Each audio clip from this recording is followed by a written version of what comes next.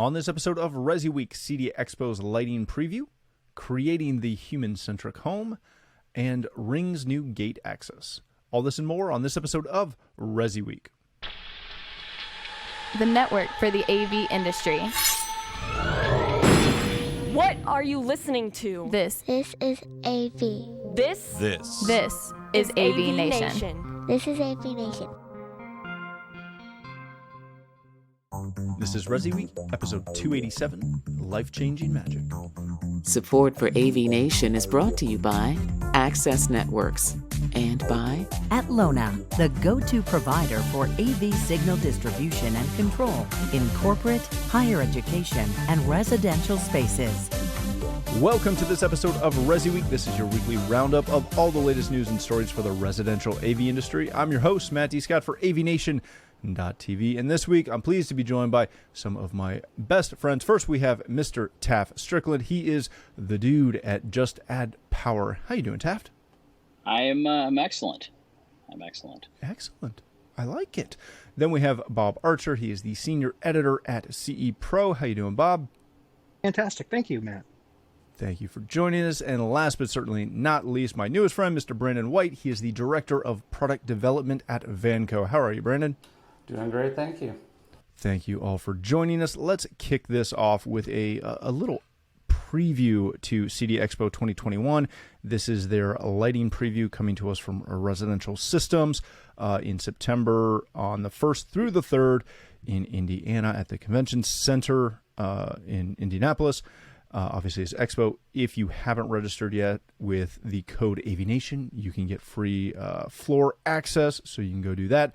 But let's kick this off. A couple of companies that are new to Expo from the lighting side are DMF Lighting, Environmental Lights, Garden Lighting, and POE WIT Technologies, as well as returning will be Colorbeam, Coastal Source, Lutron, Vantage. I think you could throw Crestron in there as well because they're coming back and they've got some lighting too. Gentlemen, this is a bigger slate of lighting companies than I think we've ever seen before. Taft, does this show that, especially because we've got more fixture companies, not necessarily just control, like Oro's in there as well. There are some honest to goodness actual fixture companies.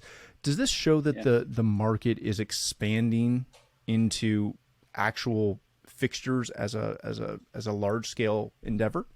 Yeah, and I think if you look, like I have a Lutron system in my house, and it's life-changing and it's magic. Every time I hit that button and all the lights go off in my basement that my kids left on, and I don't have to go down and traipse out to all the rooms, it's magic, right? But we've seen the cost of lighting control come way down. We've seen it capture more and more and more with consumers. And this is just normal. It's a normal kind of, building the category. So an integrator used to sell a $25,000 lighting control system that they made X amount of percentage on. Now they're selling a $12,000 or $13,000 lighting control system. And what else can we do in that realm of lighting? So let's get you some amazing outdoor lights. Let's figure out this and this and this. So I think it's really kind of a natural move for integrators to go from selling lighting control, keeping that dollar amount similar, but by providing more, by providing fixtures. And there are some cool fixtures on the market. And so it just, stuff you're not going to find at your, big orange or big blue store.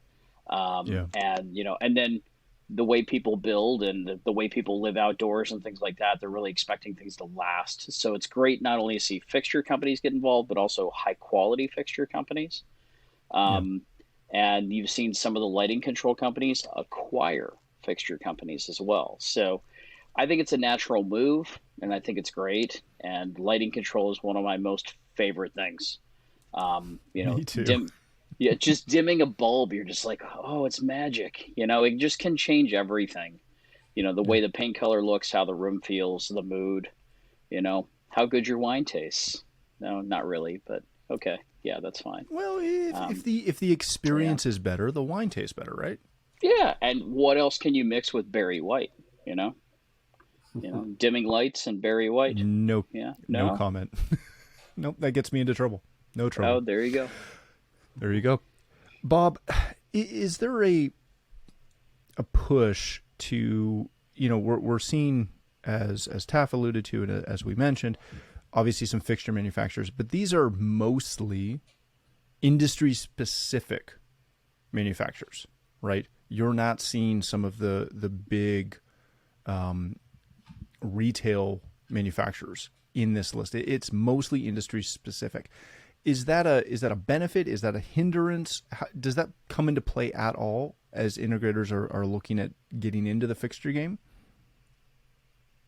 For right now, I think it could be viewed as a benefit, but I think like most other things within our market, at some point when the bigger companies notice what's going on within the custom install industry, they're going to investigate it, and they're going to find out whether it's right for them to enter the market. It's no different than TV companies or some of the other, the Googles and other types of companies like that. So for right now, it's fine as everybody gets comfortable with it and dealers get confident selling it. I think it's a progression. At some point, the bigger companies will come in and the dealers will be totally fine with presenting those options and speaking to those companies. So, it's perfect right now. The way things are progressing, it's growing at a rate that I think our industry is comfortable with. Okay, very good. Brandon, one of the things that this brings into play is integrators are always usually needing to partner with different companies for a variety of things, right? As far as trades. Once you get into the fixture game, unless you're dealing with a low voltage manufacturer, and there are a couple are listed here, outdoor specifically is almost always low voltage. So you can jump in that. You don't necessarily need a licensed electrician to do that. But when you get into mainstream fixtures, you have to have a good partner in that. Is this one of those evolving industries that's going to force integration firms to really develop a good relationship with some of those trade partners? No, absolutely. I definitely see that because of just in terms of how installers can really add to their portfolio. I remember installing way back in the day, and essentially we didn't really say can't. You could go as far down the rabbit hole as you want to go. It's just a matter of being able to do it. And adding more things like this to your portfolio always helps as an installer. And adding those kind of partnerships that help you and you help them as well, certainly, doesn't hurt. I think this is really what will help grow and really has shown in other markets as well and outside of lighting, in terms of what integrators and installers can do to help benefit themselves, we've seen it with networking, we've seen it with, lighting, security, lots of different aspects and avenues. So this is just kind of like the next thing that we could certainly be. And it's really been happening for several years at this point, certainly. Mm-hmm. And it's great to see this grow and the amount that it has grown in a relatively short period of time. So I definitely think that those types of relationships, those partnerships, will certainly help benefit installers in terms of expanding their portfolio to continue more with different types of jobs, which also leads to other avenues and markets. So. Very good. All right, gentlemen, let's go to our next story of the day. This comes to us from Residential Systems, Creating the Human-Centric Home. This is an article from Patrick Gao, otherwise known as PG from Oro. Read through it. He covers a lot of really important things about how consumers are seeing human-centric. Bob, I want to start with you on this. Is this kind of the one thing that our smart home application has been missing? Is the push to, well-being at home? I think it appears like that right now. Lighting, and we were talking about it a second ago, how popular lighting is and how it's opening up the category to a broader market. And I think the circadian lighting and some of the options that Patrick's company offers certainly play into all of that. So, in turn, it's something I think dealers can present to consumers and they get it immediately. It's not something like audio or video where it's kind of esoteric, some of that stuff.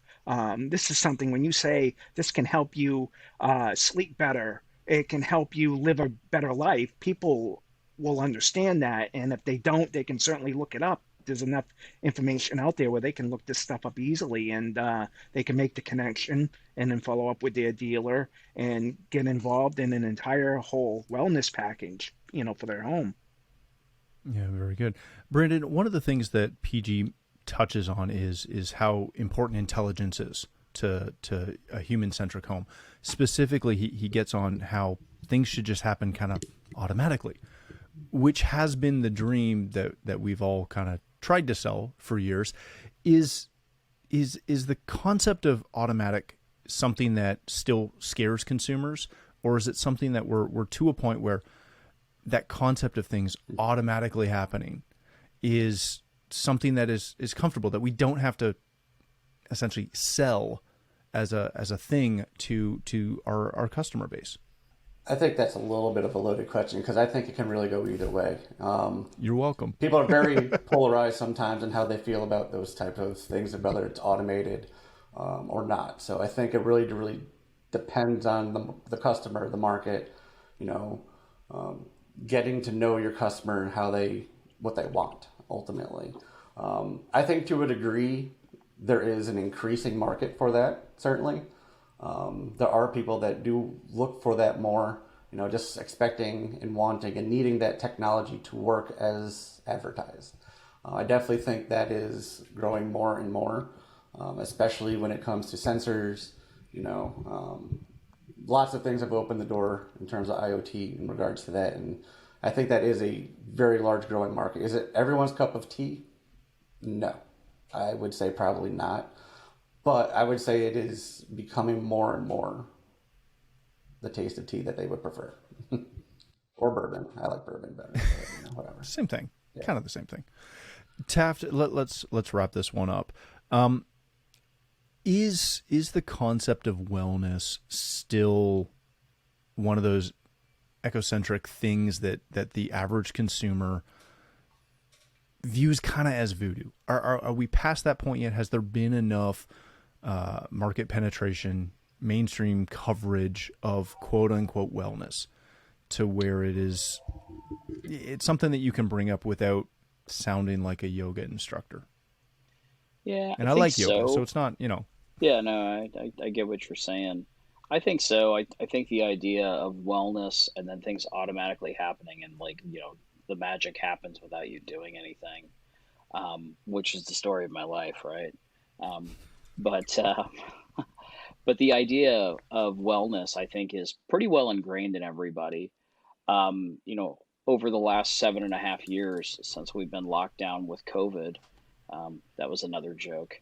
But it's amazing to me how many things we've done with our home and how many things have changed with our home based on making it more comfortable, wellness, being home all the time, working from home, everything else. So I definitely think that it is a concept that most consumers who are dealing with commercial or custom integrators that are building a house or remodeling a house are typically upper middle class or high wealth individuals. And they're all about if I can spend some money and I can live an extra year, or I can spend some money and things are going to be simpler and easier. I think it's a concept that they've all bought into. So, pretty simple. Now, on the note of things happening automatically, we have a Lutron system in our house, and I set it up so that when we leave, that lights change scenes and so on and so forth, like you would normally do.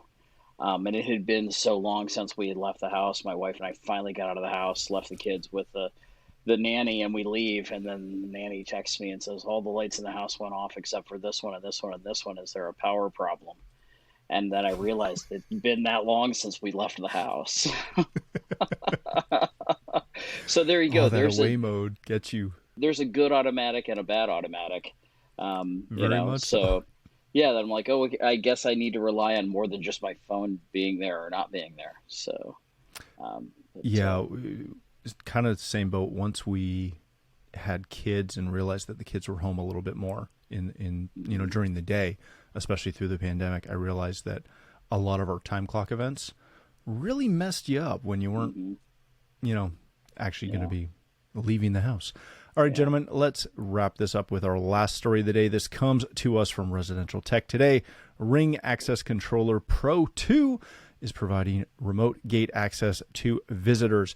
Read through the article. It covers kind of the updates from the original access controller, as well as how this can now connect to your Ring video doorbells, as well as you can use it with Key by Amazon. So you can have that gate open for delivery drivers, which is kind of cool. It's available currently only in the U.S. for $300. Brandon, let's start with you on this one.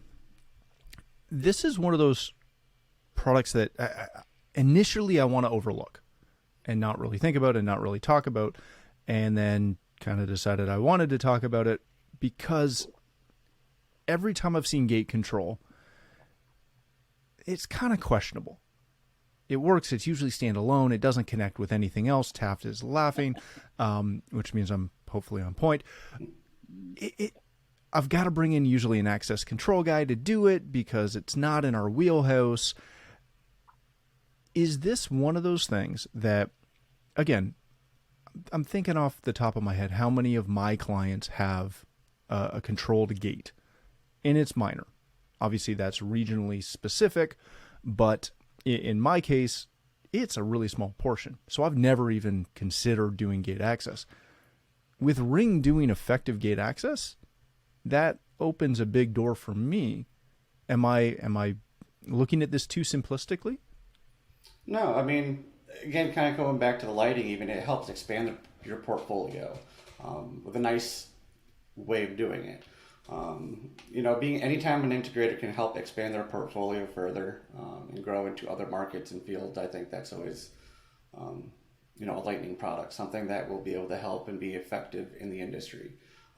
Me going back to when I was an installer, again, this was many, many moons ago. I probably only had one customer that I could even think of that had a gate, in all honesty. Mm-hmm. So again, not going to be for everyone, but the fact that, there are customers that do have it and be able to integrate and get into that kind of a market a little bit easier than previously, as you've mentioned, without having to outsource or partner, I think is definitely going to be a benefit to integrators, what they can do and expand into other markets. So. Very good.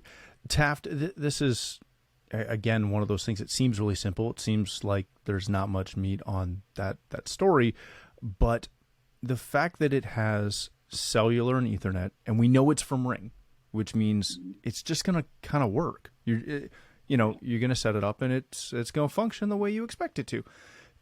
Does that mean that this kind of has the opportunity to become that de facto product, kind of the way the Ring doorbell has? Well, I got to tell you, the one thing that Ring's done well has been cost of entry. I've been dying to say that.